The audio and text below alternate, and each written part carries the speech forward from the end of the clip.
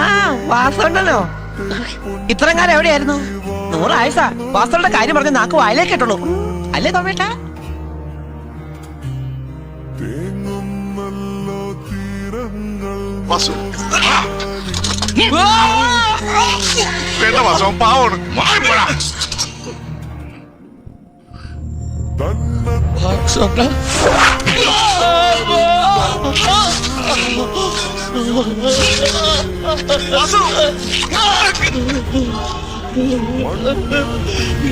വേണ്ട വാസുട്ടാ,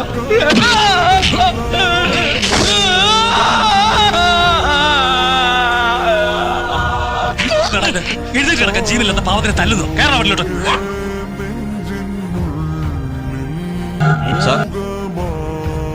എന്താണോ? ഞങ്ങൾ വാസുവിനെ കൊണ്ടുപോകാൻ വന്നതാ.